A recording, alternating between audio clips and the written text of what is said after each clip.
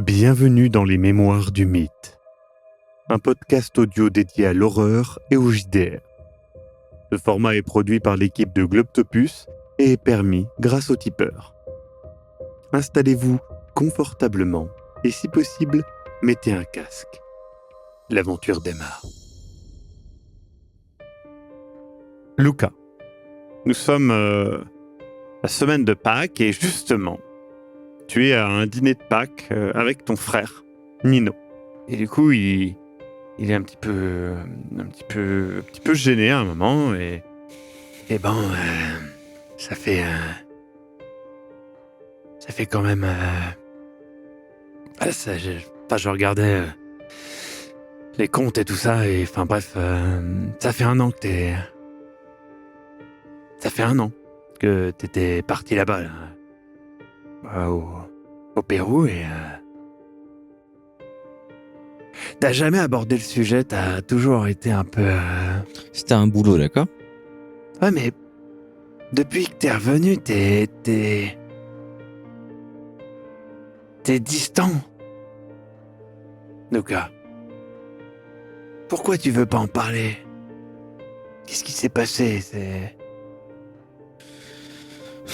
Qu'est-ce que tu veux que je te dise? Je veux dire, regarde, les comptes ils vont bien, j'ai ramené une belle somme d'argent, ça permet à un nono de se reposer. Je veux dire, il est où le problème? Mais moi je suis là en fait. Moi je suis pas... Moi je suis ici, je suis à New York, et toi tu... Oui, moi je suis à Boston, oui. Et alors? Ouais voilà, oui mais tu t'es lassé de New York, t'es allé à Boston. Attends. Tu te lasses de Boston, tu vas au Pérou. Ça sera quoi après? Attends, lassé. J'ai juste... Notre grand-père, il avait besoin de nous, ok? Et tu sais très bien ce que papa, il a fait, ok? Ouais, c'est qui qui fait... On va pas parler encore de ça, putain de merde, ok? C'est qui tient les ponts? Oui, d'accord, c'est toi, voilà. Nino, celui qui va sauver notre famille, réunir tout le monde et tout. Tu sais quoi? Putain. Vas-y, je t'écoute. T'as besoin de le dire, t'as toujours eu besoin de façon de prendre la parole. Vas-y, je t'écoute. Qu'est-ce que t'as à dire? Toi, moi, je m'occupe à tenir des ponts. Toi, tu pars à l'autre bout du monde. T'en parles même pas. Écoute, qu'est-ce que t'as fait là-bas?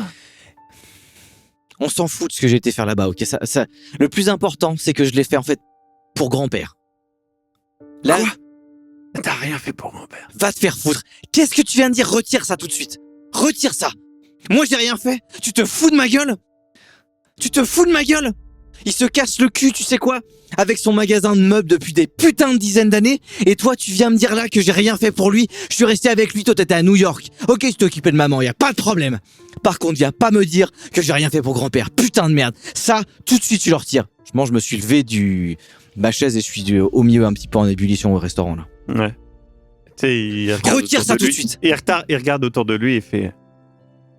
Tu vois comment t'es? C'était pas comme ça avant, Lucas. Tu sais quoi? Il est malade. Il va pas bien. Oui. Et tout ça, je l'ai fait pour lui. Pour qu'il puisse se reposer, tu vois. Tu sais qu'il m'a dit qu'il avait envie de retourner en Sicile au moins une fois. Bah, j'espère qu'il pourra le faire. Et j'espère que je pourrai l'y emmener. Et tu sais quoi? Bah, j'aurais bien voulu que tu viennes aussi, mais tu me casses les couilles toujours à ramener ce truc là. Pourquoi tu fais ça à chaque fois en fait? Putain quoi, c'est pas possible. Moi j'essaie de faire ce que je peux avec. Je suis pas aussi intelligent que toi. Ça on a bien compris. Mais tu sais quoi, j'essaie de me battre avec les armes que j'ai aussi. J'ai pas ta faculté à voir ces choses là, débrouiller des comptes, calculer des plans. Je sais pas faire moi. Moi je suis dans l'action. Je fais les choses. Oui, je me suis barré. Est-ce que t'as vu ce que j'ai ramené? Tu les vois les comptes? Et bah ça va lui permettre de se reposer. Et puis voilà, on achètera un truc pour maman et tu fais tes choses à ta manière, je les fais à la mienne. Mais ça, tu veux pas l'écouter. Tu comprends pas que des fois, il suffit pas de planifier, de calculer. Des fois, il faut de l'action, tu vois, il faut que ça bouge. Moi, je bouge.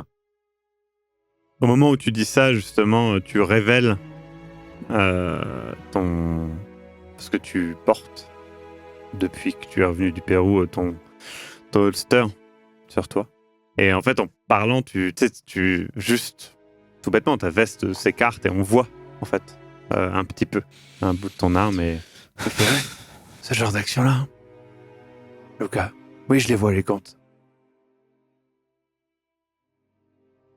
Moi, je les vois plus. J'ai plus envie de les voir. Parce que c'est... Écoute, je reboutonne mon premier bouton, mon deuxième. C'est... Tu vois, ce qui me saoule, c'est que ça finit toujours comme ça. Et ça me coûte. Ça me coûte. Et... T'embrasseras maman. Tu diras que je l'aime. Et je quitte le restaurant. Tu pars. Tu rentres à Boston, frustré, énervé. Et en arrivant au magasin, tu découvres face à toi une silhouette que tu as croisée plusieurs fois à l'amicale, mais que tu n'as pas vraiment vue depuis tout ce temps, et c'est Célia. Célia à qui tu as envoyé, c'est vrai, ce colis où tu avais repris cette petite figurine que tu avais sculptée malhabilement, et puis tu l'avais refait, réajusté au mieux que tu peux de tes faibles compétences. Et puis tu lui avais envoyé avec un petit mot. Tu fais donc face à Célia qui se retourne et te voit. Célia, tu peux voir que Luca a l'air énervé avant de te voir et doit se remettre. Tu vois, il revient dans une autre attitude, mais tu sens qu'il était énervé. Célia ? Lucas, tout va bien ? Oui. Je reviens de New York et j'ai la famille, tout ça. C'est compliqué. Il ouvre le magasin et vous rentrez dedans pour plus de confort. Autour de toi, il y a, Célia, tu vois différents meubles de qualité variable. Il y en a qui sont vraiment des meubles un peu d'occasion, et puis d'autres qui sont des meubles superbes qui valent certainement plusieurs centaines de dollars. Tu veux voir quelque chose ? Je regarde, tu peux te faire un thé, j'ai quelque chose... Un thé, c'est très bien, Lucas, ça me fait plaisir de te voir. J'ai eu ton colis. Oui, c'est... Ça m'a rappelé des souvenirs. D'accord, écoute, j'étais pas sûr, en fait. Et... écoute, ça m'a fait très plaisir, et du coup, je t'ai amené... Et je sors un paquet de mon sac. Et je regarde Lucas un peu hésitante, et je lui dis, je suis pas du tout artiste. Je suis médecin, donc je sais pas faire grand-chose, donc j'ai acheté ce cadeau. Donc, tiens, j'espère que... Ok, je me saisis du coup du c'est un petit paquet paquet avec délicatesse. Ouais. Avec délicatesse, et je l'ouvre délicatement en l'ayant posé sur le comptoir. Tu l'ouvres et à l'intérieur, c'est du tabac de qualité. Ok, waouh, Dans une jolie boîte. Je soulève un petit peu la boîte, je la regarde sous toutes les coutures. Je me souviens que t'aimais bien fumer, donc je me suis dit que ça te ferait peut-être plaisir, voilà. Et ça me ferait aussi du... Écoute, ça te dérange si j'inaugure ça tout de suite? Je pense que j'ai besoin de... Non, bien sûr, vas-y, mais tu disais ta famille à New York, tout le monde va bien, Oui, non, c'est juste que j'ai un frère et on est très différents. Et parfois c'est compliqué. Et Je comprends, je crois. J'ai une sœur et ouais. on a beaucoup d'années d'écart, pour être honnête, donc c'est très différent, je pense. Je sais pas si ton frère est... Nous, non, juste 3 ans, on est... Non, mais c'est juste, il est toujours dans ses... il faut qu'il calcule, faut qu'il planifie. Monsieur, c'est tout, machin. Et puis voilà, moi, je suis le grand frère un peu... qui sait utiliser ses mains, pas sa tête. Et du coup, en fait, c'est pénible. C'est pénible. Et, Mais d'ailleurs, en parlant de ça, tu t'es mis à la sculpture sur bois comme ça. C'est quelque chose que tu voulais faire depuis longtemps. Est-ce que... En fait, c'est mon grand-père qui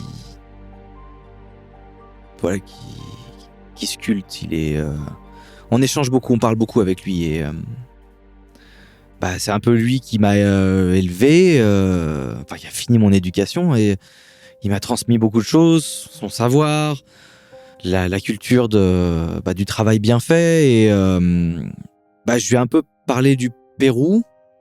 De toute façon, t'inquiète pas, il est pas. Tu sais, il écoute, mais il fait attention, mais il comprend, tu vois. Tu lui as dit quoi? Alors, non, mais j'ai pas été dans des détails spécifiques.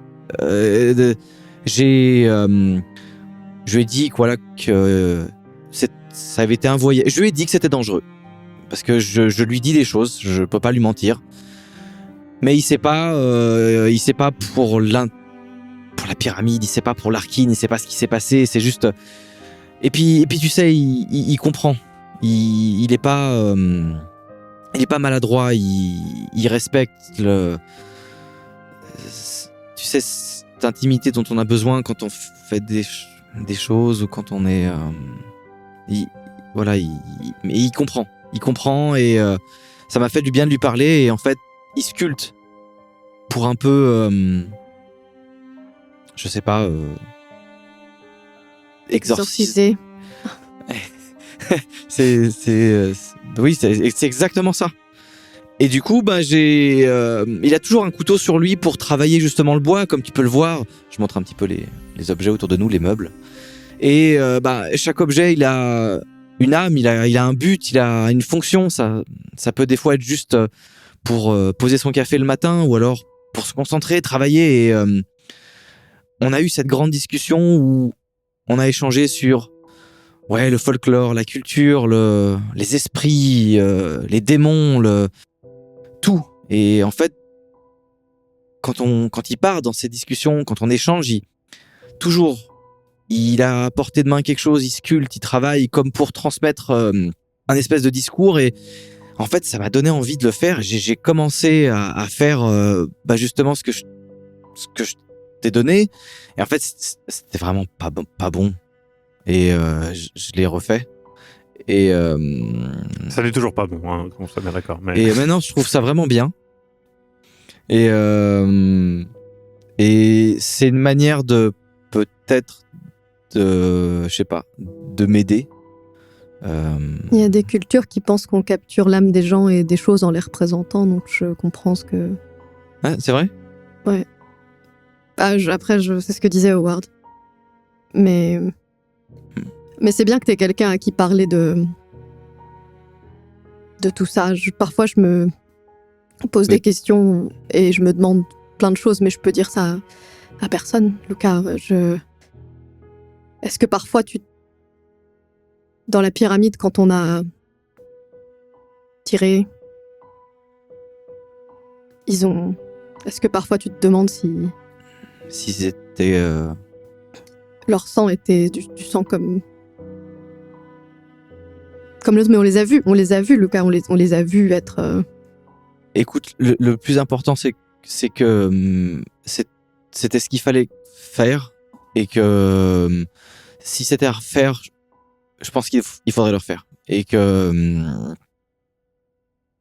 oui, j'y pense, mais je pense qu'en vrai, j'ai laissé un petit peu ce qui s'est passé au Pérou, et j'essaye d'avancer et d'aller de l'avant.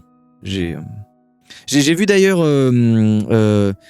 Raymond et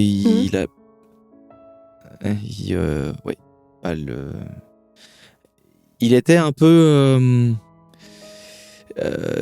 concentré. Concentré. Non, je sais pas, il était vraiment bizarre en fait. Bizarre comment? Enfin, est-ce qu'il avait l'air d'avoir mal? Est-ce que Mal. bizarre comment? Est-ce qu'il avait des pas comme les gens, pas bizarre comme Non, mais c'est juste que en fait j'étais le voir et j'avais des affaires dans le quartier où il était et je me suis dit que, voilà, que j'allais lui faire un coup et c'est juste que je l'ai trouvé un petit peu ouais, il était en fait il m'a demandé comment j'allais et je lui ai dit que ça allait bien. Je lui ai parlé du magasin de meubles et je sais pas comment il l'a pris, mais il a réagi. Ah parce que ça va bien dans ta vie, tu sais. Il a dit une phrase comme ça et qui voulait juste dire que lui ça avait pas l'air d'aller en fait. Et je le sentais. Tu sais, il a tellement d'énergie ce gamin. Il est tout le temps. Et là, en fait, il était pas vraiment là, tu vois, il avait pas d'énergie, il était un peu vidé, il allait voir, il a un frère aussi, il allait le voir, et ouais, c'était un peu bizarre quand même, quand on s'est vu, il était un peu éteint. Je pense que c'est Préoccupé. très dur. Pour lui, il est jeune. Je pense que c'est très dur pour nous tous, honnêtement. Je sais pas, en fait, pourquoi on s'est pas parlé comme ça. Peut-être que ça fait 1 an qu'on est revenu. Écoute, comme j'ai dit, c'est aussi ma faute. J'ai laissé une partie du Pérou au Pérou et c'est vrai que je pense que quelque part, j'ai peut-être aussi un peu repoussé certains contacts ou quoi avec vous et. C'est vrai que t'avais C'est pas une l'air man- forcément de. Ça m'a surpris quand on était encore au Pérou que tu acceptes mon geste de rester en contact et ça m'a fait plaisir. Mais c'est vrai que c'était.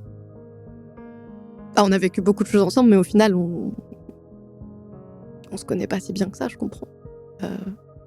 Et c'est normal. Mais c'est vouloir bien que laisser- c'est bien que tu sois venu. C'est bien que tu sois venu et Je suis venue Écoute, parce que je me pose tellement de questions et que parfois, je comprends que tu veuilles laisser le Pérou au Pérou. Moi aussi, j'ai essayé de laisser le Pérou au Pérou, Lucas. Mais tu sais, parfois, je suis à ma clinique et je suis là avec mes patients en train d'essayer de comprendre, en train d'essayer de les sauver. Et je repense à ce serment que j'ai fait, qui est de sauver des gens. Et je me dis, est-ce que j'ai tué quelqu'un au Pérou? oh, tu vas loin là. Est-ce que cette personne sur qui j'ai tiré à bout portant, c'était une personne, Lucas? Je sais pas. Je me demande. Je suis médecin. Je suis pas Écoute, censée. T'as pas vu ce qui s'est passé en plus. Je suis sûr que non, mais en même temps, fallait pas que tu vois ça. Quand on était en haut là, avec il y avait Jackson avec nous et il l'a vu aussi. Il y avait Raymond qui était avec nous. Tu sais, ces 2 personnes là qu'on a retrouvées en bas là, elles étaient en train de vomir. Je sais. On a fait ce qu'on pouvait, non? On a sûrement sauvé. Non, on n'a pas fait ce qu'on pouvait. On a fait ce sûrement qu'il sauvé fallait. des gens aussi, non? Ah mais c'est Célia, c'est sûr. Ce qu'on a vu ce jour-là, ça devait pas sortir de la pyramide. Et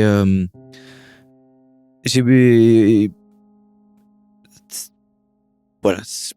Oui, c'est dur ce qu'on a fait, mais des fois, pour arriver à faire quelque chose de bien, il faut faire quelque chose de pas forcément louable et je sais que ça peut être aucun réconfort ce que je dis, mais t'as un métier qui a du sens. Tu m'as parlé là de l'insuline pour la maladie là du ça a du sens, ça. Tu fais quelque chose. T'es avec des gens, tu les accompagnes, tu les sauves, je veux dire. Tu peux pas te laisser emporter par ce sentiment justement d'avoir. Mais il y en a tellement que je sauve pas aussi, Lucas, c'est ça. Ouais, mais tu peux pas sauver tout le monde, t'es pas. Mais si, enfin non, mais. Non, tu peux pas, t'es pas Dieu. Y a que Dieu qui peut faire ça. Enfin oui, il y a certains croient, d'autres choses. Non mais tout ça pour dire que tu sais, c'est comme, regarde par exemple, tu sais, en sculpture, au début, tu dois essayer d'apprendre des choses, des rudiments, des bases. Et en fait, au début, tu n'y arrives pas bien, et en fait, après, tu t'améliores hein? Tu vois ce que je veux dire? Je crois que oui. J'étais venue pour te remercier. Du coup, je vais pas. Oui, attends, il est quelle heure là? On est le soir, il est genre 21h. Et est-ce Un que peu plus, le temps que vous discutiez, 21, 22h. est-ce que t'as mangé? Euh, Écoutons, non, je suis on venue va. directement de la clinique, mais je pense que ma sœur va peut-être. C'est- Ah. Je... Parce que, si tu veux, on peut aller prendre un café ou manger un petit peu, ça te ferait peut-être du bien. Je connais vraiment il y a des coins sympas. Enfin, je veux dire, Oui, si tu veux, on peut. Pourquoi pas aller manger un morceau Je parfait. pense que de toute façon, elle va dîner sans moi, mais peut-être qu'on peut parler. Peut-être que tu peux me raconter plus de choses sur ton grand-père et que on peut parler de choses plus. Donc vous allez manger et clairement tu vois, Célia, que Luca, que tu as déjà vu manger plus d'une fois, qui a un appétit tout italien. Mais là non. Il mange un tout petit... Voilà, il prend une entrée et c'est tout. Et oui, tu te rappelles qu'il a dit qu'il venait de manger avec son frère à New York. Et puis, vous discutez et puis vous vous séparez. La discussion reste finalement une discussion de surface. Ce n'est pas... On est loin des discussions que vous aviez au Pérou. Mais du coup, voilà, vous vous séparez en promettant cette éternelle promesse que les amis un peu éloignés se font, que bien sûr, ils se rappelleront et bien sûr, ils se reverront bientôt. Et puis, le temps passe.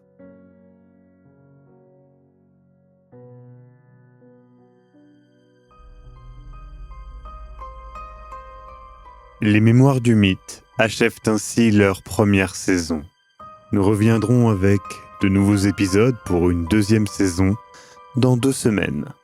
En attendant, n'hésitez pas à découvrir Sombre Machination, notre série principale d'Actual Play, très travaillée, mais en vidéo. Si vous souhaitez rester dans l'audio, alors découvrez Initiative JDR, la série d'Actual Play de notre monteur audio, Aise.